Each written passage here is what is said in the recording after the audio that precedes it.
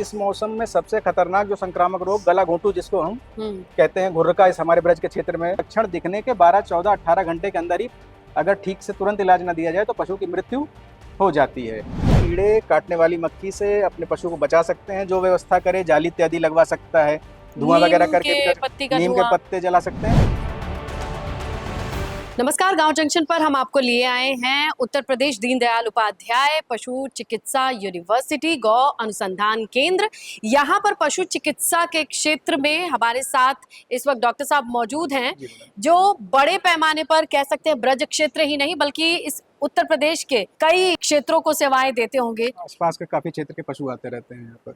अगर मैं बात करूं मौसमी बीमारियों की, जाता हुआ मानसून भी, जिस तरीके की बारिश हो रही है, या यूं कहें कि आने वाले वक्त की चुनौतियां जो सर्दियों की दस्तक है, वो किस तरीके से पशुपालकों को अपने पशुओं को ध्यान रखनी है। तो इस प्रकार के 3 बहुत इंपॉर्टेंट संक्रामक रोग हैं। एक तो सर्रा, जिसको हमारे आसपास के क्षेत्र में सभी किसान भाई जानते हैं, ये ट्रिपैनोसोमा नामक परजीवी से फैलता है। इसी प्रकार से एक रोग थिलेरिया है और एक रोग बवेसिया करके है। ये बाद वाले दोनों रोग जो किलनी होती हैं, कलीली टिक्स अंग्रेजी में जिनको कहते हैं, वो एक पशु से दूसरे पशु में फैलाती हैं।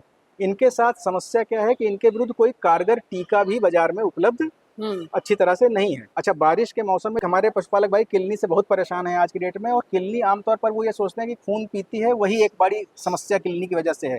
उससे बड़ी समस्या जो ये रोग फैला रही है, जैसे मच्छरों को लेकर हम डरते हैं कि मच्छर काट ले तो खुजली उतनी बड़ी समस्या नहीं है, वो डेंगू, जीका और मलेरिया जो फैला रहा है वो ज्यादा बड़ी समस्या बन के आ गई है। तो इसी प्रकार से ये एक बड़े उभरते हुए रोग के रूप में हमको दिखाई दे रहे हैं, जो परजीवी जन रक्त परजीवी जन रोग हैं। कीड़े काटने वाली मक्खी से अपने पशु को बचा सकते हैं, जो व्यवस्था करे, जाली इत्यादि लगवा सकता है, धुआं वगैरह करके नीम के पत्ते जला सकते हैं, और दरार या इस तरह की जगह न छोड़ें जहाँ पे किलनी छुप सकती हो। आप आसपास झाड़ वगैरह हो उसको भी वो साफ रखें। पशु पालकों को ये सलाह बताइए, क्योंकि दवाएं जैसे हम अंधाधुंध खा रहे हैं, अपने गायों को भी खिला रहे हैं, वो दूध में आ रहा है, वो बच्चों में जा रहा है। देखिए, नियमतः तो कोई भी दवा जब पशु को दी जाती है तो उसका एक ड्रग रेजिड्यू जिसको हम अंग्रेजी में कहते हैं, वो अगर मीट के पर्पज से पशु पाला जा रहा है, चाहे मुर्गी हो चाहे गोट हो जो हमारे यहाँ ज्यादा प्रयोग में होती है, या दूध हो, उसमें उसकी कुछ मात्रा आती है। नियमतः उसका हर दवा का उसमें आने का अलग अलग समय होता है। जैसे कोई एक एंटीबायोटिक हमने दी तो वो 24 घंटे तक दूध में आएगी, हो सकता है दूसरे प्रकार के एंटीबायोटिक दें हम, वो 96 घंटे तक भी उसके दूध में आए। इसी प्रकार से थनैला में कई कुछ दवाएं ऐसी भी आ गई हैं जिनको जब हम थन में चढ़ाते हैं तो वो वहाँ लोकल बैक्टीरिया को मारती हैं, लेकिन वो अपने ब्लड में एब्जॉर्ब होकर पूरी बॉडी में नहीं जाती हैं। वातावरण में नमी होती है ज्यादा, और गर्मी का मौसम ही है, तो गर्मी और नमी किसी प्रकार के भी संक्रामक एजेंट के, जो हम पैथोजन या कीटाणु रोगाणु कहते हैं, चाहे वायरस हो, बैक्टीरिया हो, परजीवी हो, इनके सबके पनपने और जीवित रहने के लिए बड़ा मुफीद सा माहौल बना देते हैं।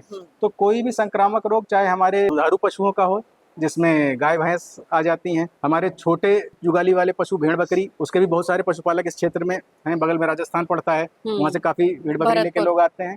तो अगर हम गाय भैंस की बात करें तो इस मौसम में सबसे खतरनाक जो संक्रामक रोग गला घोंटू जिसको हम कहते हैं घुर्र का इस हमारे ब्रज के क्षेत्र में, उसको बोल देते हैं अंग्रेजी में हेमरेजिक सेप्टिसीमिया बोलते हैं। ये एक बैक्टीरिया जन्य रोग है, उसका प्रकोप देखने को मिलता है। इस रोग के साथ सबसे बड़ी समस्या ये है कि बहुत एक्यूट सेप्टिक कंडीशन पशु में बन जाती है, और लक्षण दिखने के 12, 14, 18 घंटे के अंदर ही अगर ठीक से तुरंत इलाज न दिया जाए तो पशु की मृत्यु हो जाती है। अगर मान लीजिए लक्षण दिखाई देते हैं दोनों ही बीमारियों के, तो किस स्टेज में सबसे फौरी तौर पे क्या चीजें करनी? ये कई बार मामला होता है कि खुरपका हो गया, पैर में घाव बन गया, बारिश का मौसम में पशु हमारा घर के बाहर कीचड़ में बंधा हुआ है, तो शुरुआती घाव तो विषाणु की वजह से या वायरस की वजह से हुआ था, लेकिन कीचड़ में रहने की वजह से बैक्टीरियल इन्फेक्शन उस घाव में घुस गया। तो वैसी स्थिति में कई बार एंटीबायोटिक की जरूरत पड़ सकती है, पर उसमें भी कई बार यह देखा गया है कि लोकल घाव पे लगाने वाले मरहम, जिसमें एंटीबायोटिक या इस टाइप की एंटीसेप्टिक चीजें होती हैं, वो काम कर जाती है। तो जब भी हर साल नियम से बारिश के पहले एक बार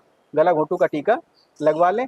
और सबसे अच्छी बात है कि ये जो 2 रोग हमने चर्चा की, गला घोंटू और खुरपका के, इसके कंबाइंड टीके यानी कि मिला जुला टीका भी बाजार में उपलब्ध है। अच्छा। तो उससे हमारा पशुपालक अगर उसको एक बार लगवा लेता है तो दोनों बीमारियों से उसकी साल भर बचाव होने की संभावना बनी रहती है। डॉक्टर साहब, आपका बहुत बहुत धन्यवाद। सही तरीके से अगर देखभाल और सही जानकारी का सही इस्तेमाल करें तो काफी हद तक चीजों को बचाया जा सकता है। आपको अगर कोई सवाल पूछना हो तो कमेंट करिएगा, डॉक्टर साहब जरूर कोशिश करेंगे कि हॉस्पिटल पे आ सकते हैं। हमारे यहाँ टीचर्स भी रहते हैं, डॉक्टर्स भी रहते हैं, आपको सुविधा जो भी मिलनी चाहिए वो मिलेगी। बिल्कुल, अगर ये जानकारी अच्छी लगी हो तो लाइक कीजिएगा, सवाल हो तो कमेंट कीजिएगा। गांव जंक्शन के लिए मैं स्नेहलता। गांव जंक्शन को सभी सोशल मीडिया प्लेटफॉर्म्स पर फॉलो करें। व्हाट्सएप चैनल और जीमेल आईडी पर भी संपर्क साध सकते हैं।